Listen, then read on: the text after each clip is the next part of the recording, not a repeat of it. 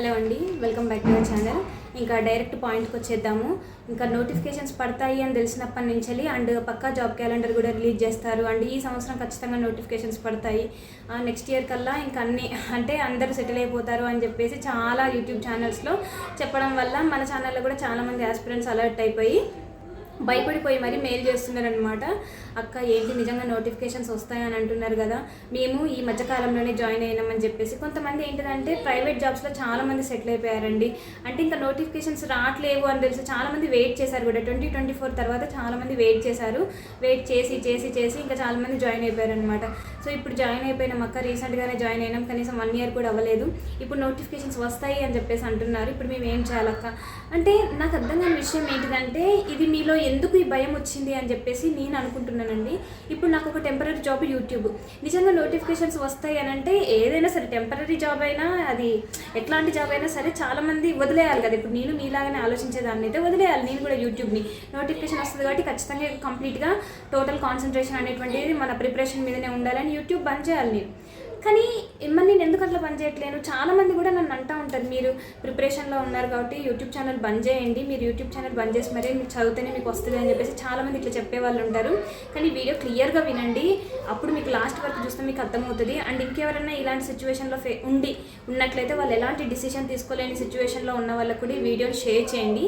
మనం తీసుకునే ఒక్క రాంగ్ డిసిషన్ వల్ల మనం చాలా రిగ్రెట్ ఫీల్ అవ్వాల్సి వస్తుంది అనమాట. తర్వాత మనకి ఇట్లా చెప్పే వాళ్ళు కూడా దొరకరండి సొసైటీలో. అంటే నార్మల్గా యూట్యూబ్ ఛానల్ ఉండి కూడా నేను ఈ విషయం నా ఛానల్ సబ్స్క్రైబర్స్కి చెప్పకపోతే ఎందుకు అన్న ఉద్దేశంతో అయితే నేను ముందుకు వచ్చి చెప్తున్నాను.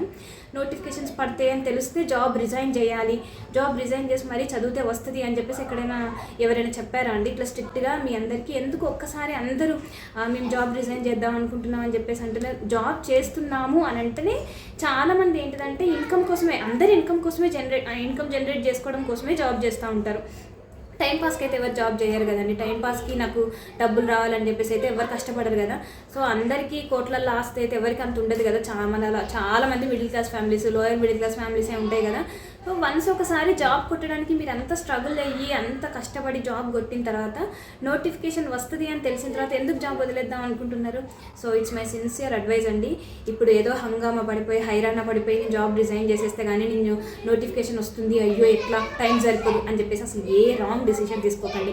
ఫస్ట్ థింగ్ జాబ్ని రిజైన్ చేయొద్దు. ఇంకా అంతే, కొట్టే తెచ్చే లెవెల్లో చెప్తాను, జాబ్ని మాత్రం రిజైన్ చెయ్యకండి ఎట్టి పరిస్థితుల్లో.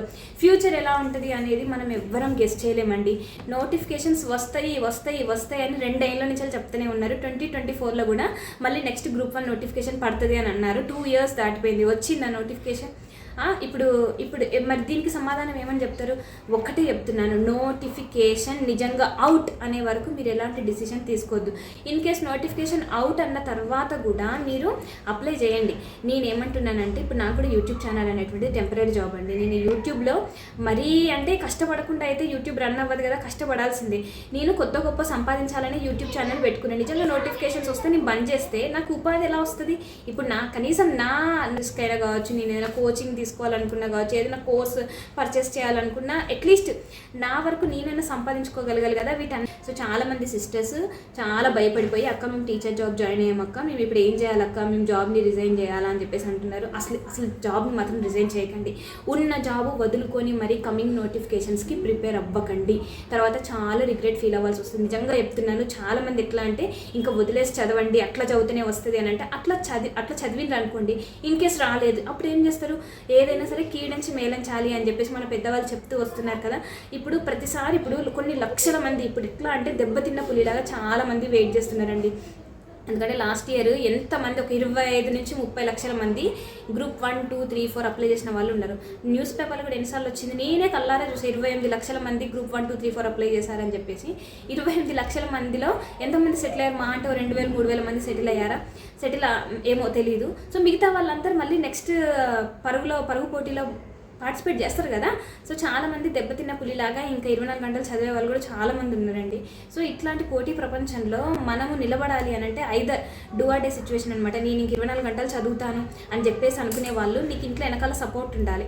అండ్ ఏం పని చేయకపోయినా నీ ఇల్లు నడుస్తుంది.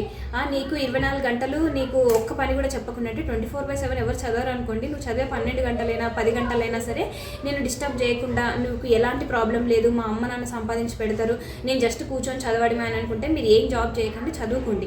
ఒకవేళ జాబ్ చేస్తున్నా కూడా మీరు జాబ్ రిజైన్ చేసి చదువుకోండి. లేదు అట్లా కాదు, ఇద్దరు సంపాదన ఉంటుంది, ఇల్లు నడుస్తుంది మాకు, లేదంటే అవ్వదు అని అంటే మాత్రం దయచేసి జాబ్ని రిజైన్ చేయకండి.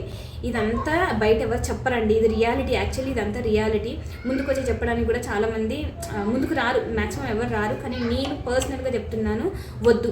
ఎందుకంటే మనము గవర్నమెంట్ ఎగ్జామ్స్కి ప్రిపేర్ అవుతున్నాము అని అంటే ప్లాన్ బి అనేటువంటిది ఖచ్చితంగా ఉండాలి అని చెప్పేసి అంటారు. కానీ దాని వెనకాల ఎవ్వరు అసలు ఎందుకు ప్లాన్ బి ఉండాలి అనేది ఎవ్వరు చెప్పరు. ఎందుకు అని అంటే మనం అప్లై చేసే జాబ్స్ ఎన్ని నెంబర్ ఆఫ్ పోస్టులు ఉన్నాయి, ఎంతమంది అప్లై చేస్తున్నారు, రేషియో ఎలా ఉంది అని చెప్పేసి ఇవన్నీ చూడాలండి. మన కేటగిరీ ఏంటి, మన కేటగిరీలో ఎన్ని పోస్టులు ఉన్నాయి, మన జోనల్లో ఎన్ని పోస్టులు ఉన్నాయి, ఇవన్నీ వెనకాల ఉంటాయి అన్నమాట. ఇవన్నీ మనము చూడకుండా నేను రిజైన్ చేసేసి జాబ్కి అంటే నేను జాబ్ రిజైన్ చేస్తేనే నాకు అంటే ప్రిపరేషన్కి ఈజీగా ఉంటుంది అని చెప్పేసి అనుకొని మీరు కనుక జాబ్ రిజైన్ చేసేసి చదివిండ్రు అనుకోండి, ఇంకే జాబ్ రాకపోతే అంటే వేరేలా అనట్లేను, జాబ్ రాకపోతే ఏంటి, అందరికీ జాబ్ వస్తుంది. ఇప్పుడు ఒక 1000 మంది జాబ్ రిజైన్ చేసేసి ఇప్పుడు నువ్వు గ్రూప్ 2కి ప్రిపేర్ అయినావు, కానీ గ్రూప్ 2లో 700 పోస్టులే ఉన్నాయి. మరి what about remaining people who have resign their job? So వాళ్ళ గురించి ఎట్లా ఆలోచించాలి? సో అందుకనే చెప్తున్నాను, జాబ్ని రిజైన్ చేసి మరీ రిస్క్ చేయకండి. వన్స్ ఒకసారి నోటిఫికేషన్ వచ్చిన తర్వాత, నేను ఇది కూడా చెప్తున్నానండి, పర్సనల్గా చెప్తున్నాను నేను, ఇది నోటిఫికేషన్ వచ్చిన తర్వాత ఖచ్చితంగా 3 months టైం ఉంటుంది ఎగ్జామ్కి, అది గుర్తుపెట్టుకోండి. నోటిఫికేషన్ వచ్చిన తర్వాత 3 months టైం ఇస్తారు. లేదంటే అంత ఈజీగా ఇప్పుడు నోటిఫికేషన్ వచ్చింది కదా అప్లై చేయడానికి మనకు ఈజీగా ఒక 20 to 25 days దాకా టైం ఇస్తారు కదా, లాస్ట్ డేట్ ఇస్తారు కదా. సో అది కూడా కౌంట్ చేసుకుని మనకు నిజంగా 3 months 2.5 to 3.5 months టైం అయితే ఉంటుంది. సో ఆ టైం గ్యాప్లో మనం చేయొచ్చు.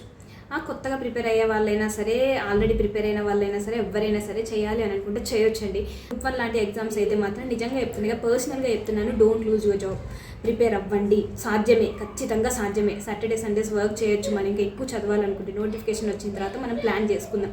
కానీ ఫ్యూచర్ని మాత్రము తక్కువ అంచనా వేయకండి.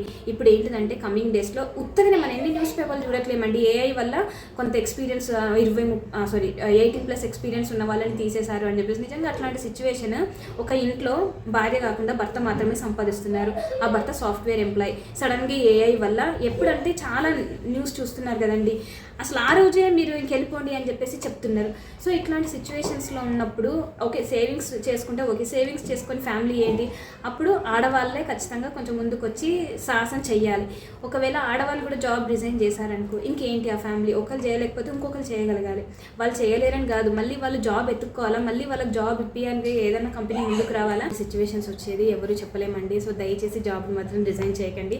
మన ఛానల్లో చాలామంది ఆ టైంలో అంటే గ్రూప్ 1 గ్రూప్ 2 ఆ టైంలో ప్రిపరేషన్ కోసము ఇబ్బంది అవుతుందేమో అని చెప్పేసి జాబ్ని రిజైన్ చేసిన వాళ్ళు ఇప్పటికీ ఒకప్పుడు లక్షల్లో సంపాదించే వాళ్ళు, అంటే సాఫ్ట్వేర్ జాబ్లో ఉన్నప్పుడు లక్షల్లో సంపాదించే వాళ్ళు ఇక్కడ చూడండి ల్యాబ్ టెక్నీషియన్గా, లేకపోతే చిన్న చిన్న కాలేజెస్లో చెప్పుకోవడం, రిసెప్షనిస్ట్గా చేసుకోవడం, సో ఇలాంటివి అయితే చేస్తున్నారనమాట. సో వాళ్ళకు మళ్ళీ సాఫ్ట్వేర్ జాబ్ కొట్టడానికి చాలా టైం పడుతుంది అనమాట. సో ఉన్న జాబ్ని వదులుకొని మరి ఏ ఎగ్జామ్స్కి ప్రిపేర్ అవ్వకండి. నోటిఫికేషన్స్ పడి ఎగ్జామ్ డేట్ ఇస్తారు చూడండి, అప్పుడు ఒకవేళ మీరు రిజైన్ చేయాలంటే అప్పుడు మీరు గట్టిగా ఎట్లయినా సరే సాధించాలనుకున్నప్పుడు అప్పుడు రిజైన్ చేయండి. కానీ ఇప్పటి నుంచే ఏదో వస్తుంది అన్న న్యూస్ తెలిసింది కదా, ఇప్పుడే రిజైన్ చేస్తా అంటే మాత్రం ప్లీజ్ దయచేసి చేయొద్దు అట్లాంటిది. సో అంతేనండి, ఖచ్చితంగా ఒక చిన్న లైక్ చేయండి, అలాగే ఛానల్ని సబ్స్క్రైబ్ చేయండి, సపోర్ట్ చేయండి. ఓకేనా, బై.